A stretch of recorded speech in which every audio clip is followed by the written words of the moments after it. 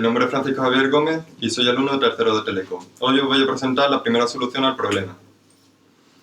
El problema consistía en una variable aleatoria uniforme x entre -1 y 1 y una variable aleatoria y que es sumatorio de n variables aleatorias x.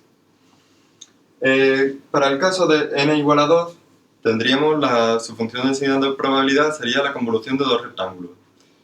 Esta función de densidad de probabilidad quedaría un triángulo entre -2 y 2 con altura 1 medio. ¿Qué pasaría si n tiende a infinito? Buenas, yo soy Juan Antonio Castro, de tercero de Teleco, y voy a resolver el caso 1. En este caso tenemos el sumatorio desde igual a 1 hasta n de la variable aleatoria x, cuya función de densidad de probabilidad es esta. Cuando tenemos n igual a 2, estamos sumando x1 con x2. Como son independientes, la función de densidad de probabilidad resultante es la convolución de la primera con la segunda. En este caso tenemos un triángulo. Cuando vamos aumentando n, vemos que son las sucesivas convoluciones de una con otra. Se va suavizando la curva y se va extendiendo hasta el infinito. Entonces, ¿cuál es la solución cuando n tiende a infinito? Tenemos una recta que se extiende desde menos infinito hasta infinito con una altura infinitesimal en el cero, de manera que tenga área 1. ¿Por qué no es una solución válida? Porque tanto en menos infinito como en infinito tenemos un valor concreto y por tanto no es función de densidad de probabilidad y no converge. Buenas, mi nombre es Guillermo Palomino y voy a presentar una variante del caso anterior. Entonces, ¿qué ocurre si dicha suma de variables aleatorias la dividimos entre n, que es el número de variables aleatorias que estamos sumando? Si n es suficientemente grande, se puede demostrar que dicha suma, siempre que sean independientes, tiende a una normal de media 0, que es la misma media de esa suma, y varianza sigma cuadrado partido n. Entonces, ¿qué ocurre si n tiende a infinito? Si n tiende a infinito, se puede ver que la media es 0 y la varianza es 0 también. ¿Qué ocurre? Si la varianza es 0, significa que todas las muestras están agrupadas en torno a su media.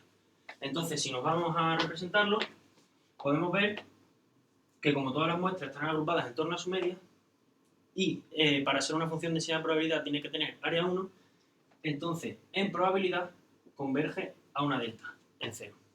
Buenas, yo soy Abraham Pérez Hernández, del tercero de Teleco, y voy a terminar este problema. Entonces, tras ver el primer y el segundo caso, nos podemos hacer la pregunta de cómo podemos hacer para que esta suma de variables aleatorias sí converja. Entonces, según el teorema central del límite, la varianza de una suma de variables aleatorias dividido por una constante es el número de variables aleatorias que estamos sumando por la varianza de la variable aleatoria partido de la constante al cuadrado. Entonces, si nos remitimos a los casos anteriores, en el primer caso A valía 1. Por lo tanto, la varianza de la suma de la variable aleatoria es n por la varianza de x. Y como n tendía a infinito, la varianza de n es infinito.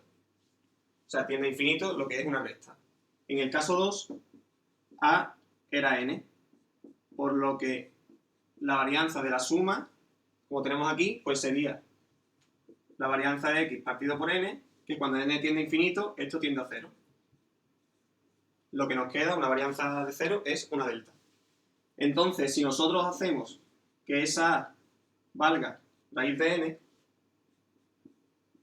la varianza de n es n de x partido por n.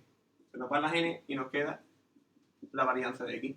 Por lo tanto, si tomamos esto, es decir, si la suma de n es 1 partido por raíz de